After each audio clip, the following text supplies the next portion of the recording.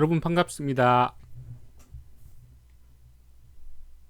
저는 PC통신 시절인 1995년부터 부팔소라는 동호회에 모임장을 했던 정유수입니다. 그때 영상은 아마 제 채널에도 있을 겁니다. 아마가 아니고 있습니다. 일단 이 채널에는 여러 가지 영상이 있습니다. 무술뿐만 아니고 또 제가 대학에서 학생들을 가르치는 직업이기 때문에 그때 수업했던 강의 영상, 또 조카나 저희 가족 영상도 있고요. 그다음 최근에는 제가 또 터키를 갔다 온 그런 여행 영상도 있고, 요즘에는 드론 비행이라는 새로운 취미가 생겨서 또 그런 영상이 또 올라가 있고, 여튼 개인적 기록이 엄청 가득한 영상입니다. 심지어는 고등어 굽기, 닭조림 만들기, 파김치 만들기 같은 요리 영상도 있고요. 조금 자랑을 하자면 이제 학꽁치 손질하기라는 영상이 있는데요. 엄청 오래된 영상인데 이 영상이 이제 유튜브 알고리즘을 탔는지 영상 조회수가 25만이나 나왔습니다. 네. 근데 이게 이제 그 저작권, 그 백그라운드 뮤직에 저작권이 걸려서 수익 창출은 안 되고 있어요. 네. 자, 근데 이제 어쨌든 이런 영상들을 올리다 보니까 이런 개인적인 기록보다는 한 번쯤은 어떤 대중적인 영향력이 있는 영상을 한번 만들어 보고 싶었었어요. 예. 그런데 이제 뭐를 할까? 좀 이런 분야들을 많이 찾았고, 제가 관심이 있고 또 가장 잘할 수 있는 게 무엇인가 찾다 보니까 제가 좀 관심을 가졌던 무술이라는 주제로 한 번쯤은 이야기를 하고 싶었었습니다. 네. 그래서 이제 14년 전에 손만 날아가면 이제 사람들이 막 튕겨져 나가는 그런 태극권 유파의 발경은 도대체 어떻게 이루어지는가, 어떤 원리로 저러는 걸까라는 것을 조금 파헤쳐보는 그런 튜토리얼식의 영상을 만들어서 이제 올린 적이 있습니다. 이것도 제 채널에 찾아보시면 쉽게 이제 보이실 겁니다. 그것도 조회수가 14만을 넘었어요. 14만 5천 정도가 됐는데, 근데 역시 이것도 마찬가지로 이제 BGM 저작권이 걸려서 수익 창출은 되지는 않고 있습니다. 여튼 그런 무술의 기술적인 부분도 이제 다루겠지만은 저는 이제 실제 몸을 이용한 어떤 동작을 한지는 조금 오래됐기 때문에 거대 담론 차원에서 이야기를 하는 그런 채널로 좀 운영을 하고 싶습니다. 근데 이제 어쨌든 이런 채널의 성공은 이제 저의 부지런함에 달려 있겠죠, 그죠? 그래서 주기적으로 이게 올라갈지는 모르겠지만, 여튼 그런 저런 거대 담론 차원에서 한번 이야기를 해보는 그런 채널로 만들고 싶습니다. 물론 이제 저의 개인적인 어떤 기록들도 같이 올라갈 수도 있어요. 네. 자, 아무튼 이런 이제 그 이야기를 첫 주제로 이제 실전에서 가장 센 무술은이라는 주제를 한번 다뤄볼 겁니다. 자, 이 실전에서 가장 센 무술은 무엇인가라는 거는 그 90년대 PC통신 온라인 커뮤니티에서도 그때가 이제 소위 말하는 그 무술의 온라인 커뮤니티의 태동기였던 시절이죠. 네, 하이텔이나 천리안이나 다들 이제 그런 그 PC통신에서 무술 관련된 동아리가 있었기 때문에 그 동아리 내에서 회원들이 가장 많이 했던 이런 질문들 혹은 가장 많이 다루어졌던 이슈가 가장 센 무술은 뭐냐, 이런 거였죠. 예. 특히나 이제 미디어도 발달하고 격투 스포츠가 요즘은 많이 대중화가 됐죠. 그래서 사람들이 UFC를 모르는 사람들은 거의 없을 겁니다. 그 TV를 틀면 특정 채널에서는 하루 종일 이제 그런 격투 스포츠가 이제 방영이 되고 있는 그런 환경이 됐습니다. 네, 옛날하고는 엄청 많이 달라졌죠. 그럼에도 불구하고 가장 사람들이 궁금증을 많이 갖는 게 바로 이거죠. 어떤 무술이 가장 세냐 이겁니다. 네. 그래서 앞으로 이 문제를 거대 담론 수준에서 조금 많이 심각하게 좀 다뤄보도록 하겠습니다.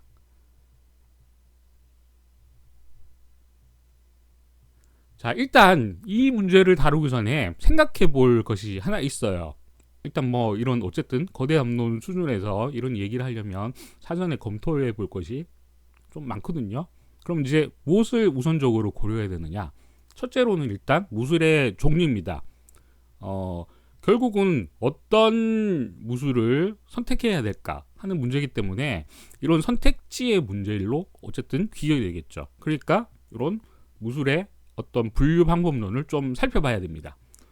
그 다음에 이제 두 번째는 수련 조건이에요. 특정한 무술을 선택할 때 내 무술과 혹은 내 신체와 맞는 운동 시간이라든지 해당 무술의 무술을 전수하는 체육관 내지는 도장에 대한 어떤 환경이 어떻게 이루어져 있는가.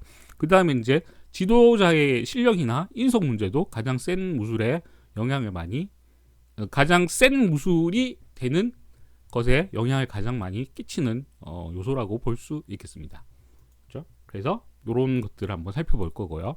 그 다음에 이제 세 번째로는 수련자의 조건입니다. 어떤 무술에 따라서는 수련하는 사람들의 신체 조건, 그러니까 이제 피지컬에 대한 고사양을 요구하는 종목이 분명히 있어요. 예. 그래서 뭐 신체적인 조건이 강력하다면, 혹은 그런 어떤 단련이 잘 돼 있다면, 단련을 잘 돼 있는 것을 요구하는 무술이 분명히 있습니다. 네. 그래서 어떤 무술이 가장 효과적으로 그런 수련자의 피지컬을 잘 끌어올릴 수 있는 체계가 갖추어져 있는가 하는 것도 살펴봐야겠죠. 그 다음에 이제 네 번째로는 수련 환경의 측면이에요. 이제 뭐 소위 말해서 이제 수련 환경이라는 건 비용을 얘기하겠죠. 그래서 여기서는 이제 금전적 비용이나 혹은 비금전적 비용 등이 있을 건데, 이건 크게 보면 운동하기 위해서 사실은 수련자가 일정 부분 대가로 지불해야 되는 혹은 포기해야 되는 일정 부분이 있습니다. 그래서 어떤 것을 포기할 때 얼마만큼 나한테 이제 득이 될 건가, 소위 말해서 아웃풋, 인풋을 생각을 해야겠죠.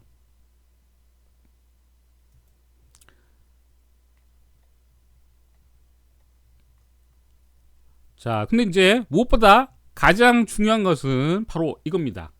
실전은 무엇인가 하는 거죠.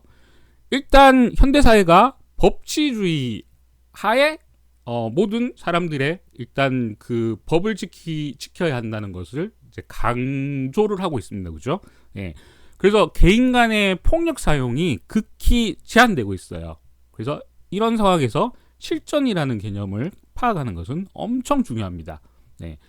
뭐 예를 들면 호신이 있죠, 호신. 그래서 몇 년 전에 이런 경우도 있었죠. 자, 집안에 강도가 들었는데 그 강도를 방어하기 위해서 집주인이 빨래 건조대를 들어가지고 휘둘렀어요. 근데 이제 이게 재수가 없어가지고 강도의 머리를 맞아서 이 강도가 의식불명이 된 그런 사건이 있었는데, 이때 법적인 판결은 너무 과도한 호신, 너무 과도한 방어라고 해서 집주인에게 유죄를 선고했단 말이죠.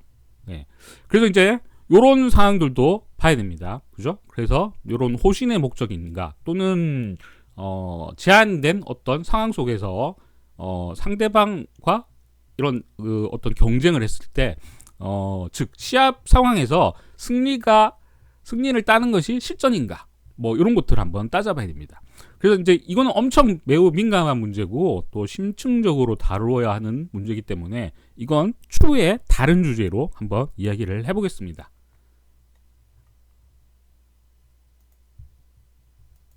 자, 그래서 이건 엄청 중요한 얘기고요. 자, 일단 오늘은 앞서 제가 무술의 불학적인 요 측면도 한번 생각을 해봐야 된다라고 이야기를 했었죠, 그죠? 그래서 이제 그 분류학적인 기준이 엄청 많은데 그 중에서 우선 지리적 분류를 한번 해보도록 하겠습니다, 그죠? 그래서 오늘날에는 크게 보면 이제 전 세계적으로 사실은 무술이 산재해 있어요. 그래서 지역들마다 각각 그 지역에 맞는 무술들이 다 형성이 되어 있었습니다. 그죠? 근데 이제 저는 이걸 크게 네 가지로 나눠봤습니다. 크게 첫 번째로는 이제 동아시아 무술을 무술로 나눠봤고요. 그래서 이제 이 동아시아에서는 중국이나 일본이나 이제 한국이 있겠죠. 그다음에 동남아시아 무술이 있습니다. 네.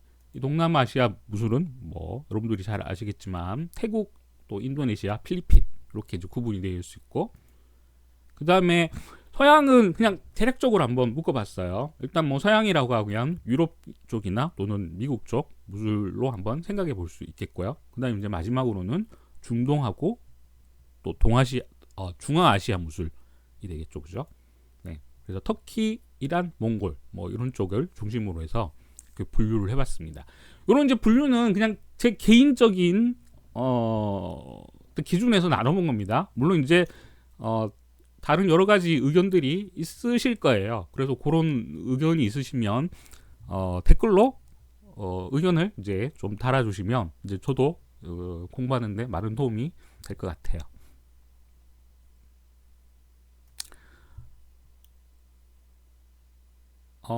일단 네, 여기 동남아시아라고 되어 있는데 동아시아입니다. 동아시아. 이거 오타가 났네요. 동아시아 무술에 대해서 한번 보겠습니다. 자, 일단 한국이 있고요. 그죠? 우리나라가 있고, 그 다음에 중국이 있고, 또 일본이 있는 요 지역입니다. 네. 여기 이 지역의 가장 큰 특징은 일단 중간에 해안을 꼈다라는 거죠. 네. 요 이제 대륙과 또 큰 섬나라가 있기 때문에, 그죠? 그래서 중국은 일단 넓은 평야를 끼고 있었고, 네. 그래서 여기 넓은 평야를 끼고 있는 나라들의 이제 대표적인 특징이 뭐냐면 시대에 따라서는 강력한 중앙 집권 체계가 완성이 됐다라는 겁니다. 그 다음에 우리나라는 요 두 나라 사이에 어떤 진출입의 지리적인 어떤 뭐랄까 경로가 됐다라는 거죠. 그래서 해양 세력이 대륙 세력으로 진입하는 입구가 됐고, 또 반대로 대륙 세력이 해양 쪽으로 이제 나가는 그 출입의 통로가 됐단 말이죠. 그래서 우리나라는 끊임없이 외척의 어떤 침략을 받는 그런 지리적인 영향력이 있던 위치였다라는 겁니다. 또 중국 같은 경우는 근데 이게 뭐 마냥 평화롭지는 않았죠, 그죠? 그래서 북박 유목민하고 끊임없이 충돌을 했습니다. 그 다음에 이제 중앙군주가 넓은 지역을 관리하기 위해서 그 지방 토호나 관리에게 막대한 어떤 권한을 부여를 했습니다. 그래서 그 부여한 권한 중에는 어떤 그 지역의 질서를 유지할 수 있는 그런 무력, 그러니까 군사력이죠. 그런 것까지 이제 포함을 했어요. 특히 이제 이런 상황을 다루었던 대표적인 영화가 옛날에 이영걸이 나왔던 태극권이라는 영화죠, 그죠? 거기 보면 왕의 친척인 황간이 자기 어떤 개인적인 병력, 그러니까 사병으로 그 악행을 저지르는데 그걸 이제 막는 내용이었죠. 그런 내용. 네.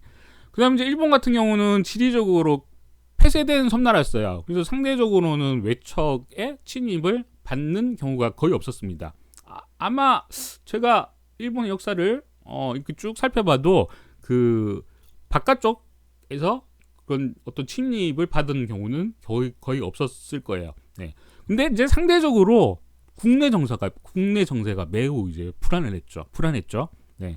그래서 이제 각 지역의 패권을 가진 영주가 있었어요. 이제 이걸 이제 다이묘라고 했죠.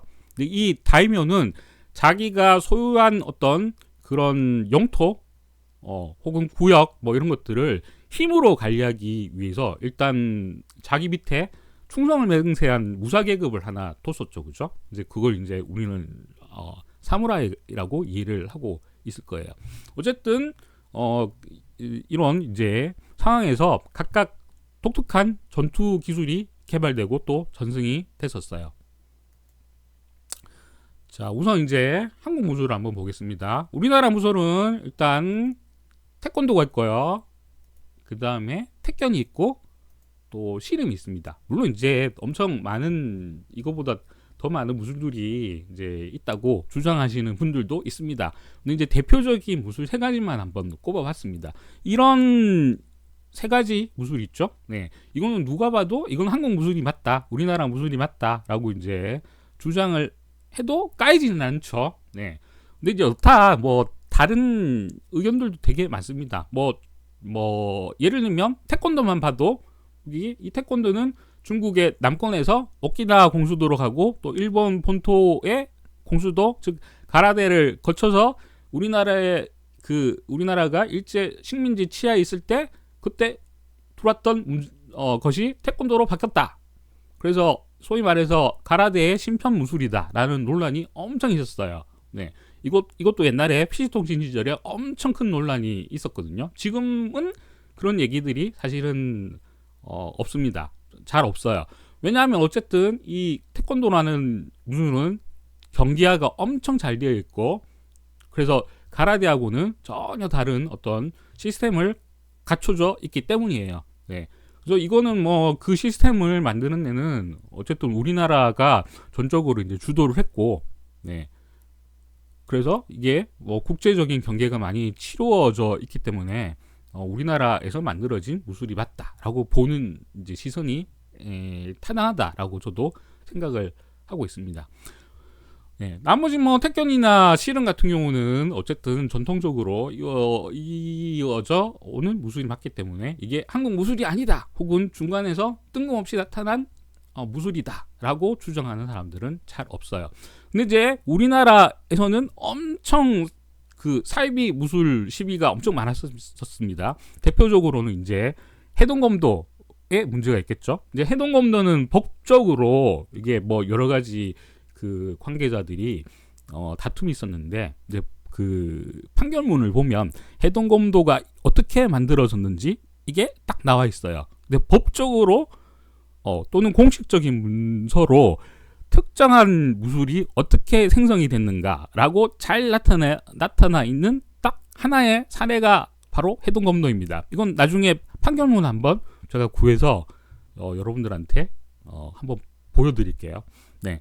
여튼 뭐 우리나라에서 이런 이제 특정한 사이비 무술 시비가 많았던 이제 이유를 한번 살펴보면, 첫 번째로는 이제 조선 그 후기부터 소위 말해서 그 무보다 문 중심의 문화가 엄청 강조가 되었죠.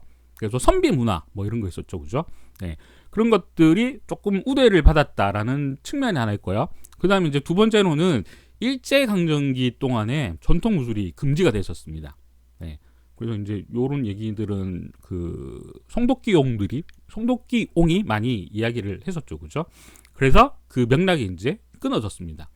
그 다음에 이제 6.25 이후에 그 외국 문화가 많이 들어오면서, 특히 이제 일본 쪽에 어떤 문화가 들어오면서 유도나 검도, 가라데 같은 외래 무술이 더 강하게 자리 잡게 되었기 때문이죠. 그죠? 그래서 이제 이런 체계적인 전통 무술의 개성이 조금 어려워진 상황에서 고대 무술이라고 우리 무술이 고대 무술이야 라고 조작하거나 중간에서 창작하는 사례가 엄청 많았었단 말입니다.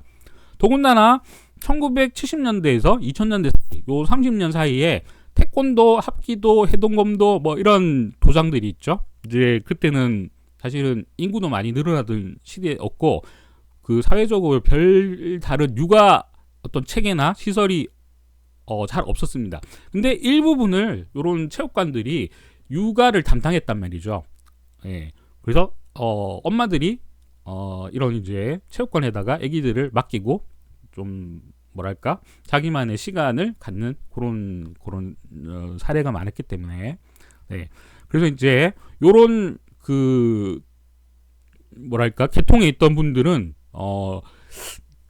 이 소위 말해서 돈이 되는 어떤 산업이다라고 본 측면이 좀 강했습니다. 네.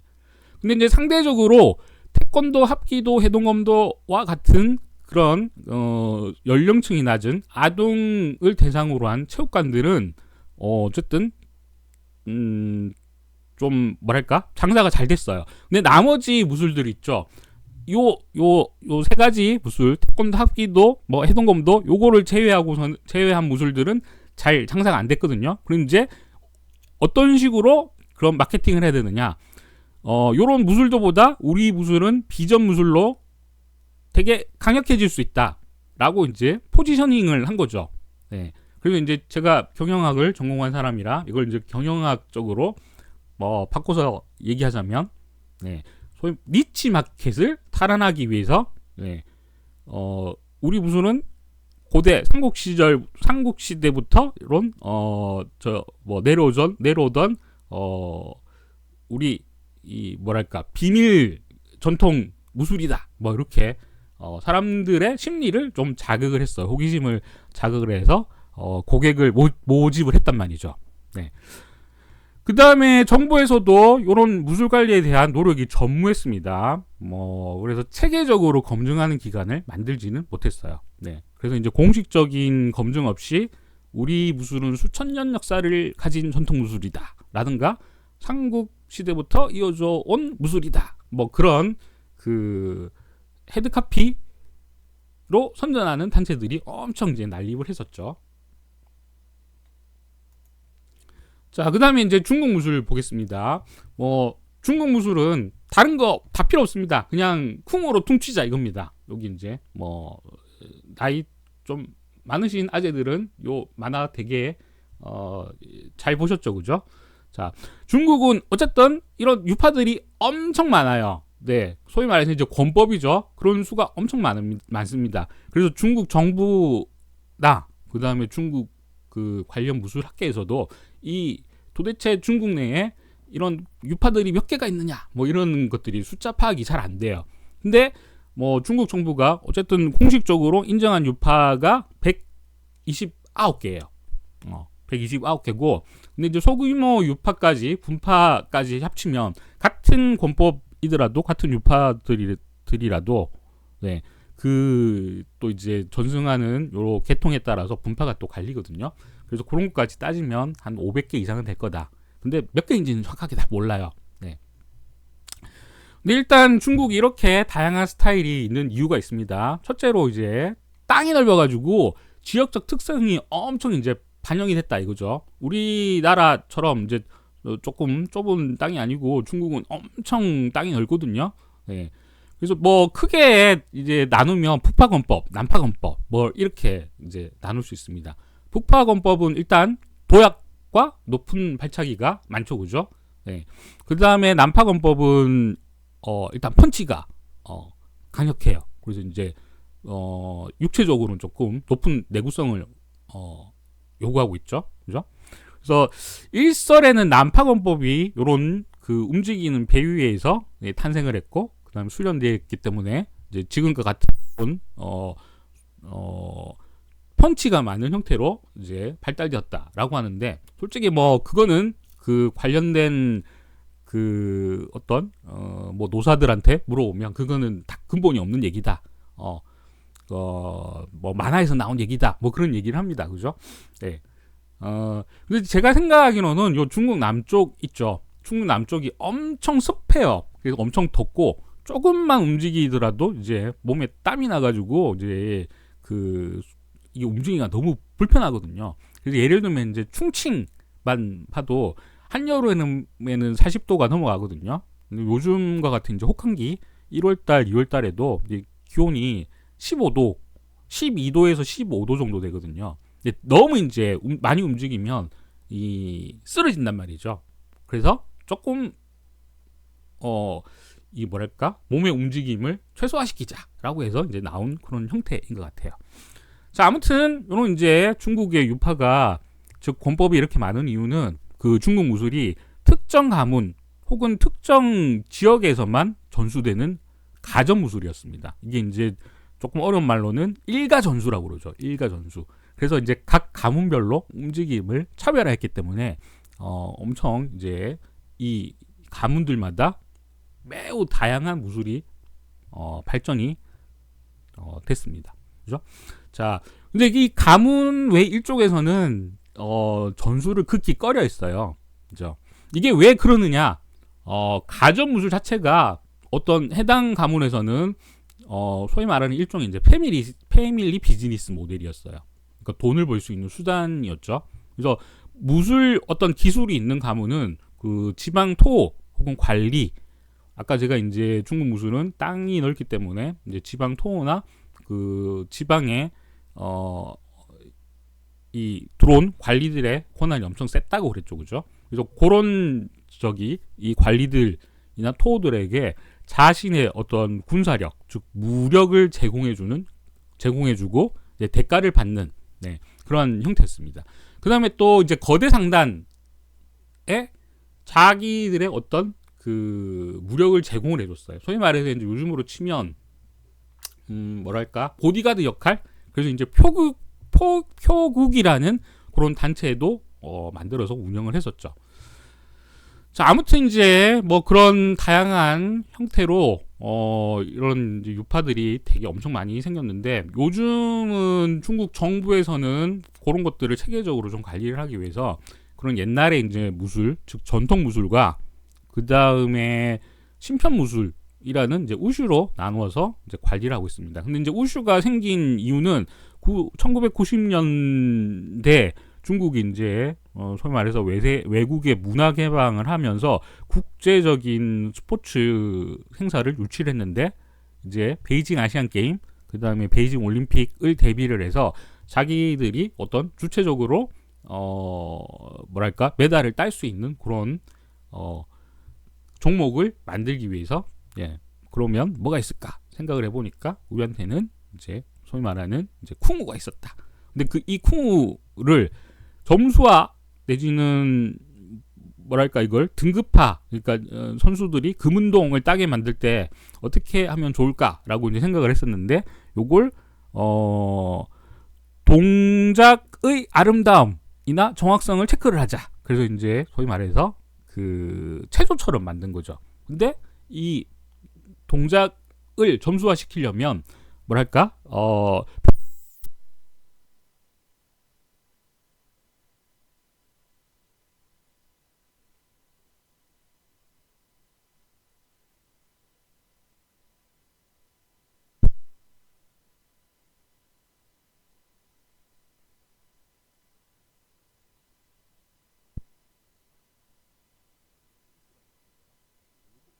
이야기도 나중에 크게 이야기 한번 해보겠습니다. 자, 그다음에 이제 일본 무술은 대표적으로 보면 요거 있죠, 가라데, 네, 그 다음에 유도가 있고요, 또 검도가 있을 겁니다.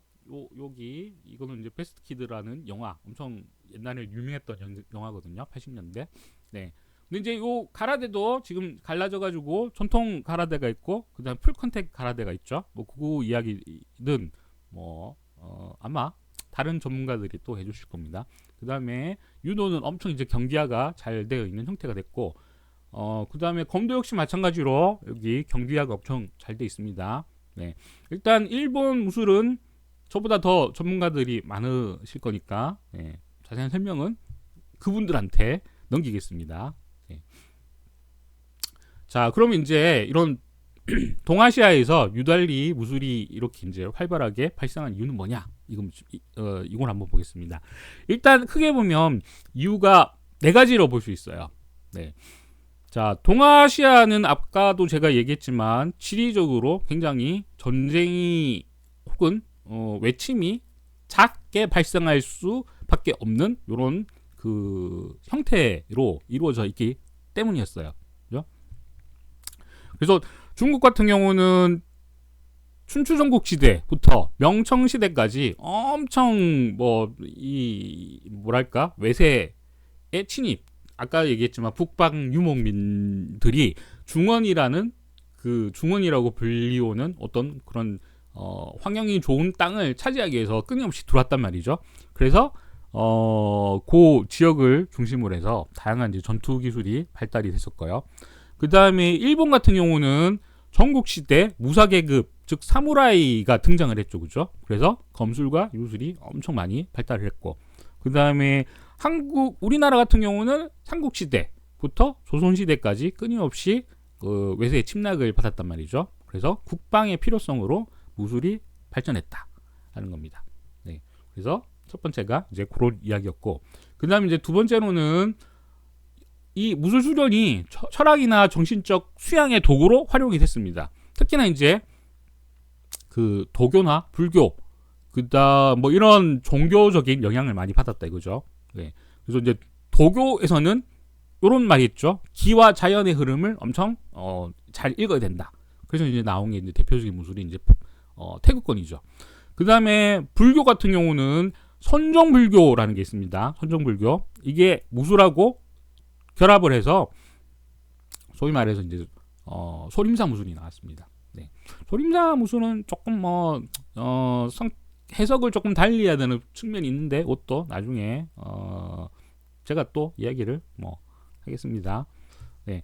아무튼 이런 이제 사상적 영향을 받아서 이 동아시아 무술은 사실 단순한 이제 싸움 기술이 아니라 정신 수양의 수단으로 발전을 했었죠. 자, 그다음에 이제 세 번째는 신분 제도의 영향도 분명히 있습니다. 그죠? 특히 이제 동아시아 쪽에서는 특정 계층이 무술을 수련해서 사회적 지위를 유지하는 경우가 많았어요. 일본 같은 경우는 이제 사무라이 계급이 있었죠. 네. 그래서 요 사무라이 계급이 상당히 힘이 셌습니다. 그 다음에 중국도 무사라는 계급이 있었고, 네. 그 다음에 특이하게도 용병이 있었어요. 용병 제도가 있었는데, 뭐 이러한 그 무사와 용병 계급이 다양한 병법, 그 다음에 무기술 뭐 이런 것들을 연구를 했었죠. 그 다음에 우리나라에서는 뭐 상대적으로 아까는 제가 이제 무신 계급이 조금 상대적으로 문신 계급보다는 낮은 그런 뭐랄까 취급을 당했지만, 네, 고대로 가면 특히 이제 신라 시대 있죠. 신라 시대에서는 화랑이라는 계급이 있었고, 그죠? 그 다음에 고려 시대에서는 이제 무신이 자기들만의 정권을 수립할 정도로 지위가 높았었습니다. 네. 그렇죠. 자, 그 다음에 이제 네 번째로는 이런 민간 전승과 오락 문화 측면이 분명히 있습니다. 네. 뭐 무술과 오락이 결합한 경우도 있어요. 그래서 이제 중국의 무술 공연도 있고요. 그 다음에 한국은 그 택견이라는 그런 택견과 씨름이라는 것이 소위 말해서 이제 그 해당 지역 주민들이 모여 있을 때 오락의 어떤 그 도구로 이제 쓰여졌단 말이죠. 그죠? 네. 근데 일본의 스모도 역시 마찬가지고요. 네. 그 다음에 이런 그 무술들이 평소에는 비밀 결사나 민간 방어 측면에서 이제 활용이 됐습니다. 그래서 아까 제가 이제 소림사 무술이 이 뭐랄까 개인의 어떤 영적인 부분을 단련시키기 위해서 발달이 됐다라고 이야기했는데, 사실은 소림사 무술은 뭐 뒤에 가서 제가 또 이야기를 할 기회가 있겠지만 이런 것들 결사를 하기 위한 어떤 수단으로 또 보는 시선도 있습니다. 특히 이제 그 의화단의 난이라는 거, 여러분들 이거 세계사 시간에 많이 이야기를 들어보셨죠, 그죠? 근데 이 의화단 난을 이제 벌인 의화단이라는 이런 조직이 사실은 팔계장을 수련하는 단체였어요. 이건 뭐 잘 모르시는 분들이 있을 텐데, 네, 하여간 이것도 이제 나중에 제가 이야기할 기회가 있을 겁니다. 네. 그다음에 이제 일본에서는 이제 닌자 있죠, 닌자. 이것도 일종의 이제 가정무술이라고 보시면 되겠죠. 네. 이런 것들이 어쨌든 현대 스포츠화가 돼서 태권도나 유도, 가라데 뭐 이런 것들로 이제 발전해서 세계적으로 보급이 됐다라는 겁니다. 자, 그 다음에 이제 동남아시아 무술, 요걸 한번 살펴보죠, 그죠?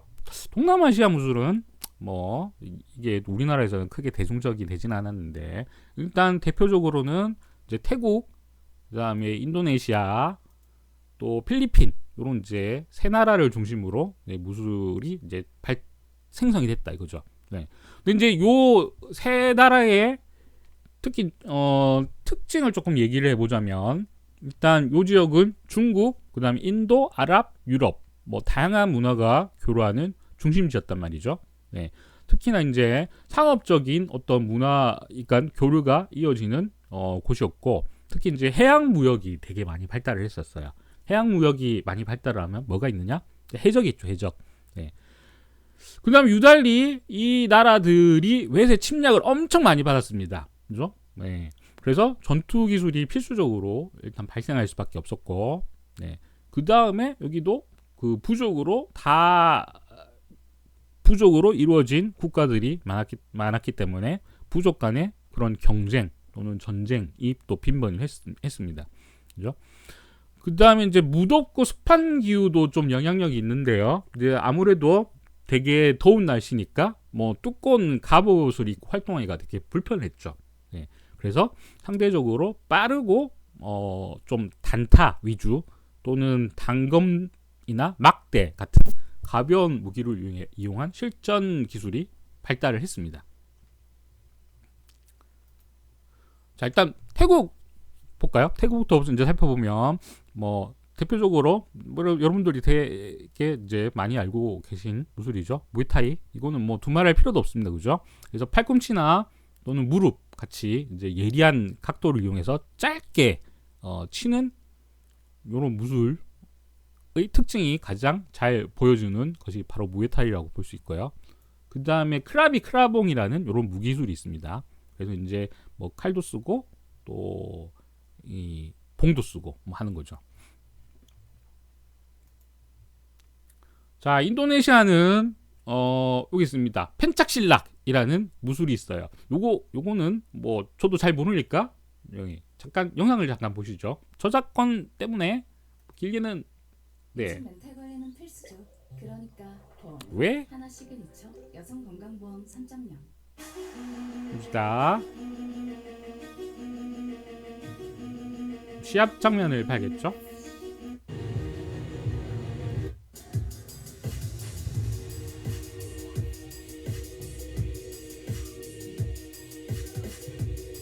대충 뭐 이렇습니다. 분위기를 보면 택견하고 비슷해요. 발차기 들어오면 잡아서 넘기는 거 뭐 이거. 근데 이제 제가 살펴보니까 특이하게도 어떤 경우는 누워서 공격이 또 가능하더라고요. 아무튼 뭐 그렇습니다. 또 제가 이거는 잘 모르기 때문에 일단 또 빠르게 넘어가죠. 자, 그다음 이제 필리핀을 대표하는 무술은 이제 칼리 아르니스라는 거 있죠, 그죠? 이거는 여러분들이 더 많이 아실 거예요. 여기 원빈이 나왔던 영화에 엄청 이제 인상적으로 나왔었죠, 그죠? 네. 근데 요즘은 요 칼리 아르니스를 또 수련하는 단체들이 우리나라에서도 엄청 많이 이제 생겼더라고요. 그래서 아마 뭐 영화 때문일 거라고 저는 이제 생각이 듭니다. 자, 아무튼 이제 요 동남아시아 무술의 이제 특징을 한번 볼까요? 일단 실용성과 실전성을 강조하는 무술이었어요. 그래서 대부분 이제 전장에서 사용을 했죠, 그죠? 민간에서 자기 방어 수단으로 사용을 했습니다. 예. 그래서 실제 싸움에서 굉장히 빠르고 강력한 타격 기술이 되게 많아요. 네. 그래서 치명적인 급소 공격, 그다음에 상대를 빠르게 무력화하는 기술, 뭐 이런 것들이 이제 강조가 됐고, 그 다음에 맨손 격투뿐만 아니고 무기를 잘 사용하는 기술로 발전을 했습니다. 자, 그 다음에 이제 이거의 가장 큰 특징은 뭐냐면 실제 전투에서 활용되었던 동작들이 이제 소위 말해서 표준화가 된 거예요. 이제 요걸 조금 어렵게 이제 설명을 드리면 귀납적인 발전을 했다라고 이제 볼 수 있습니다. 그렇죠? 그다음 이제 두 번째 특징이 무기 사용 비중이 엄청 높다라는 겁니다. 네, 그래서 무기술이 굉장히 많이 발달을 했어요. 네, 이제 무기는 뭐 손에 잡히는 것들은 대부분 다 쓴다라고 보시면 돼요. 여기서 활용하는 무기들은. 그래서 봉, 칼, 단검, 창, 그다음에 낫 또는 로프 뭐 이런 것들. 네. 그래서 맨손과 무기 기술이 함께 발전한 특이한 형태다라고 보시면 됩니다. 그죠? 특히 이제 칼리처럼 양손을 활용하는 무기술이 엄청 많이 발달이 되어 있습니다. 보통 이제 중국 무술 같은 경우를 보면 주로 한 손을 들고 사용하는 이제 무기술이 많은데 여기는 양손을 들고 사용한다라는 겁니다. 자, 그다음에 이제 동작을 보면 굉장히 날렵해요. 민첩합니다. 이제 주로 이제 동남아시아 쪽에 그 거주하시는 분들, 이게 동남아시아 원주민들이 그 체구가 작았기 때문에 그러니까 도약 동작에 굉장히 유리한 신체적 조건을 가지고 있습니다.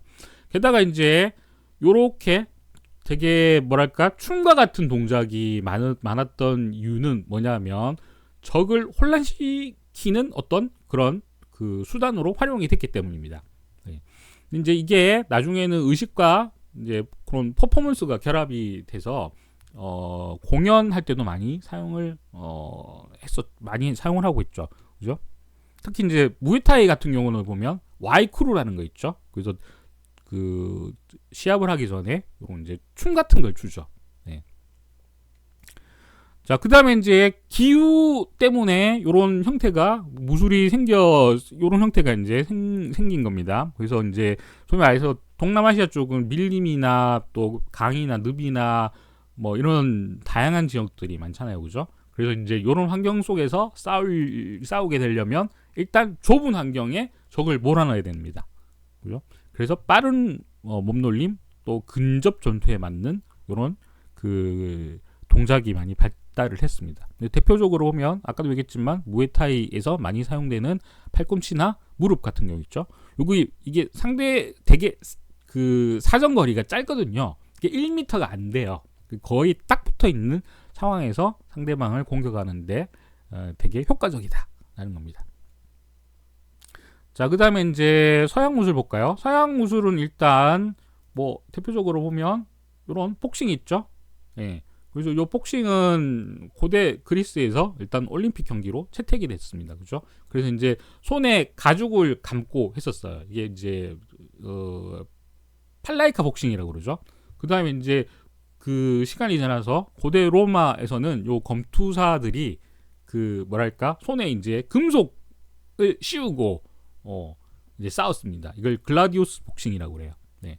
그게 이제 원조가 됐는데 어쨌든 17세기에서 그런 17세기 영국에서 브로튼 규칙이라는 게 만들어졌어요. 그래서 이제 요게 그 복싱이 근대화되는 그런 계기가 됐는데 요 브로튼 규칙이라는 거는 첫 번째는 쓰러진 상태에서 상대에게는 공격을 하면 안 된다. 그 다음에 목조룩이나 눈을 찌르면 안 된다. 그래서 이제 위험한 공격을 반칙으로 선언을 했습니다. 그 다음에 이제 뭐 요런 규칙들 때문에 어쨌든 복싱이 이제 옛날에는 단순 싸움 도구였는데 지금은 이제 규칙이 있는 스포츠가 된 계기가 되었습니다. 그 다음에 19세기에 드디어 이제 퀸즈베리 룰이라는 게 나왔죠, 그죠? 요 퀸즈베리 룰은 가장 의미가 있는 게 뭐냐면 글로브를 껴야 된다라는 겁니다. 이제 글로브의 착용이 의무화가 되면서 완전히 이제 현대 스포츠로 자리 잡는 그런 계기가 됐었고, 그 다음에 이제 라운드 제도가 도입이 됐어요. 3분 경기하고 1분 휴식하는 그런 라운드 개념이 도입이 됐습니다. 그래서 요 계기로 인해서 세계적인 그 복싱 단체가 설립이 됐죠, 그죠? 그래서 가장 대중화된, 가장 돈이 많이 오가는 그런 격투 스포츠 단체가 됐죠. 그 다음에 여기 이 갑옷과 이 칼을 이용한 이런 검술이 발달이 됐죠, 그죠? 검술이 이제 나왔습니다. 우리나라에서도 보니까는 인터넷에 유튜브로 보니까 요거를 연구하시는 분이 있으시더라고요. 그래서 제가 꽤 흥미롭게 보고 있습니다. 재미있을 것 같아요. 그것도 한번 해보면. 그 다음에 이제 마지막으로는 여기 고대 레슬링이죠. 네.